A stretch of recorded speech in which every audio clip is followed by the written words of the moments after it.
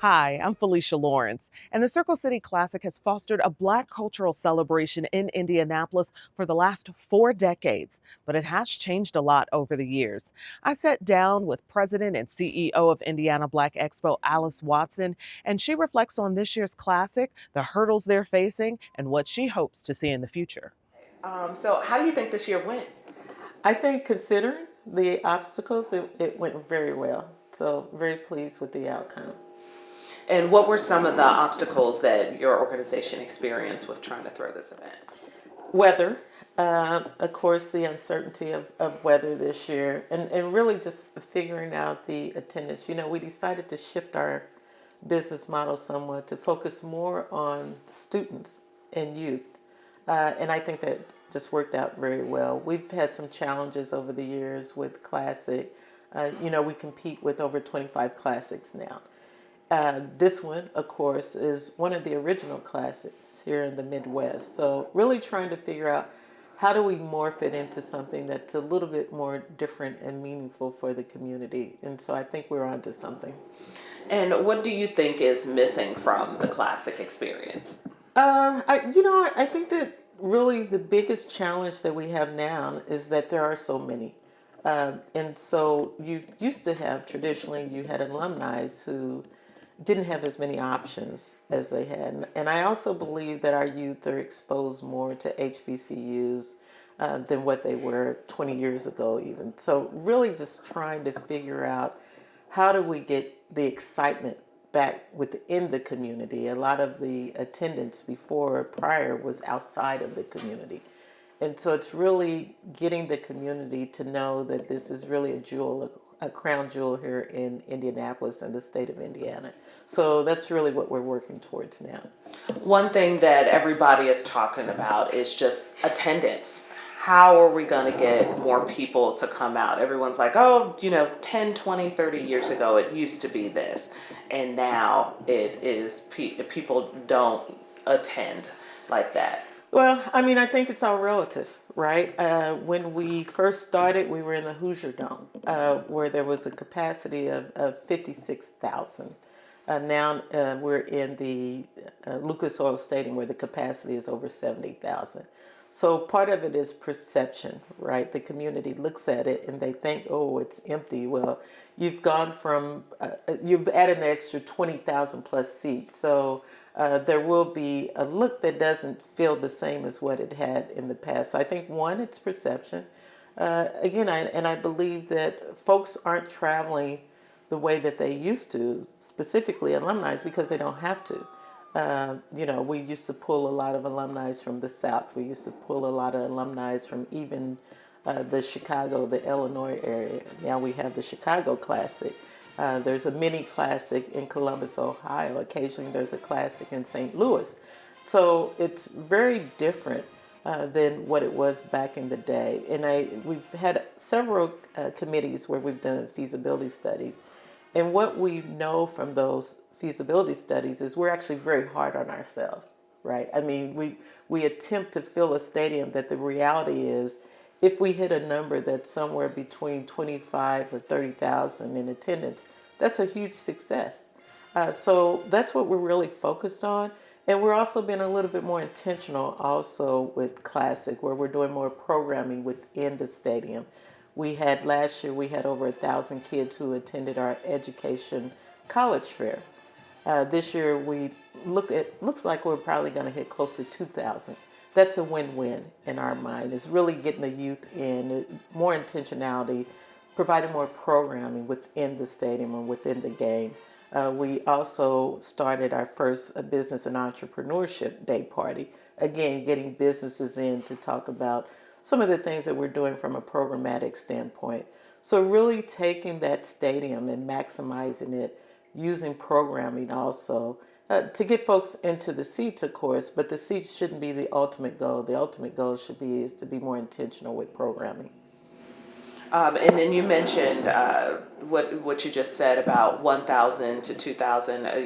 Did you say that for attendees for the college fair? Mm-hmm. Okay. Yes. I want to just make sure I heard that correct. Okay. You mentioned that perception about the stadium.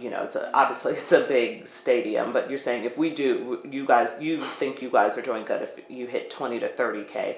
Do you have any idea what the numbers look like this year for the game or the parade or any estimations? We're still scrubbing the stadium. What we do is we actually, of course, there's the ticket sales. That's one component of it. The other would be the youth ticket blocks, which we receive sponsorships and donations so that we can send youth to the game free of charge. So we're taking those numbers, we're compiling them, and we'll see where we land. Again, we've set pretty much the benchmark, and we will try to trend towards that. And the focus will be more on engaging our school systems to get the kids inside the stadium. So we think we have a model. We'll go with that model. We'll see how it works. And again, our intent is try to really hold on to this legacy that we have, if you will. It's a lot more competitive than what it used to be. I mean, we're now paying upwards to close to $500,000 for a team.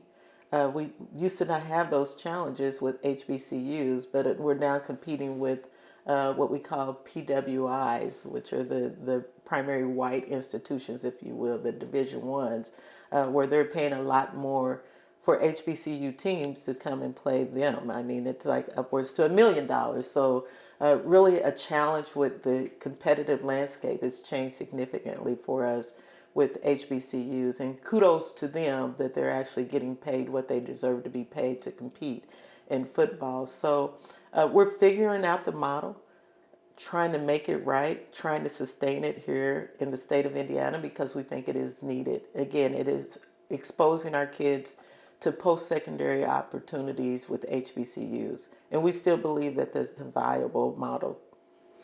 And then what have been some of the efforts to incorporate a younger voice in terms of your planning and what the direction that Indiana Black Expo goes in?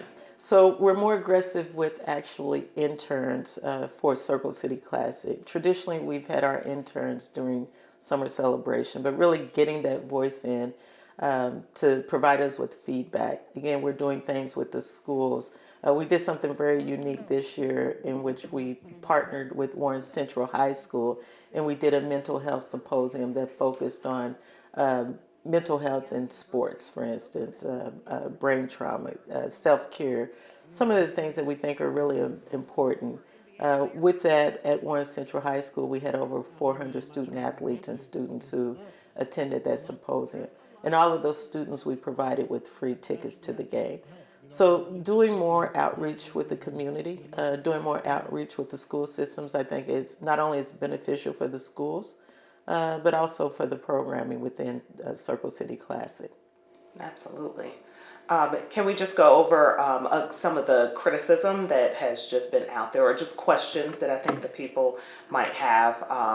One of them being, why not get different football teams? Well, we did that last year, and we're still doing that. We're working actually on a partnership now. The community said, we want to see Division I schools. We want to see the big ones. Well, we've been intentional on that, and sometimes the community has an outcry. They have an opinion. It's like, okay, here they are. Where are you?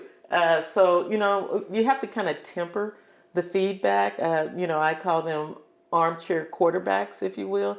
And I think we have to really kind of stay focused on what the intent of the programming is, the intent of the actual game, classic itself, all of the other activations, ancillary things around it. The parade is still a big deal. Of course, the rain hit us this year. We lost some of those participants, dancers and bands that were in the South, but we still had a phenomenal parade. And, usually with that parade, depending on the weather, we average anywhere from 30 to 70,000 people. Getting them into the stadium is always a challenge. But again, we're an organization about giving back to the community. So we will still continue to do the parade. We've added some other events that we think will be very good. We've added a Talent Day career fair.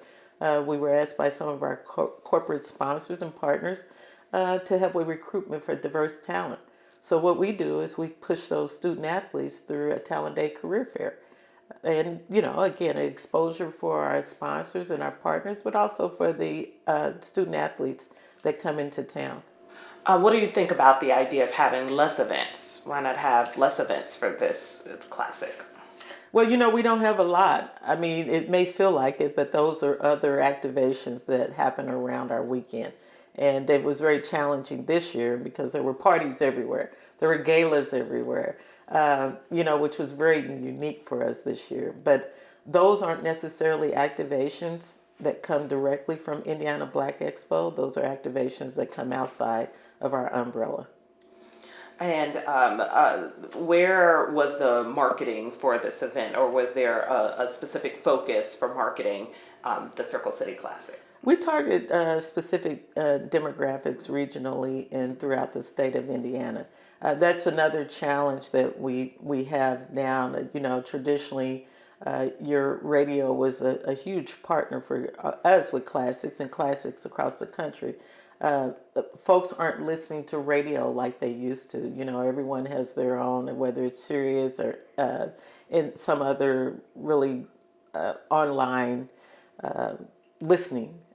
And we don't have that bandwidth that we used to where you would touch certain demographics. So a lot of what we do is social media.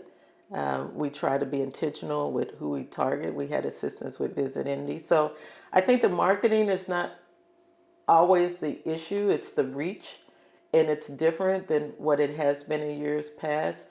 But we try to be more intentional. We try to target specific demographics.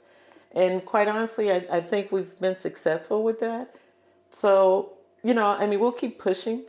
We will continue to try to activate, to target specific demographics that we think that this is a valuable product for. And then what about the effort in getting bigger names to attend, celebrities?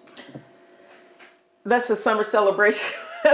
It's interesting. We've done that, but we do it more towards, this year we had Jacob Lattimore. Kids love him. Now, there may be a certain age demographic that doesn't watch The Chi. But what we said is that we will focus on that demographic where we think that it is most important to expose them to HBCU schools. So we'll get celebrities that the youth are more interested in or that are relevant to the youth because we think that really is the succession plan for the organization and for HBCUs. Okay. I want to make sure I just have a clear bite. What will be the focus of Circle City Classic moving forward? Youth will be the focus, really exposing, once again, post-secondary options to our youth here in the community and across the state of Indiana, exposing them to the excellence of HBCUs, exposing them to the possibilities. So that is really what we are gearing towards for next year, and we will continue to focus on that. Do you have anything else you want to add or anything else you want to say? I know we started out this interview. We both mentioned that it's just a hard job. You're not. It is challenging because everyone has an opinion, but everyone doesn't have a buy-in. And so again, what I would say is that the community needs to see what they have. It's very valuable, and to support it. What we did this year is we made it family friendly. We ran BOGOs for 3 months. I mean, a $10 ticket to come to see 2 premier HBCUs, and also to look at what those schools are doing. I mean, as it relates to education and academics and excellence. I would encourage anyone who's never visited an HBCU just to visit an HBCU. Even the adults. I mean, the feeling is tremendous. When you go, it's a feeling and sense of belonging. And so I just think that our community needs to be less critical and more a part of what we're trying to do with this organization.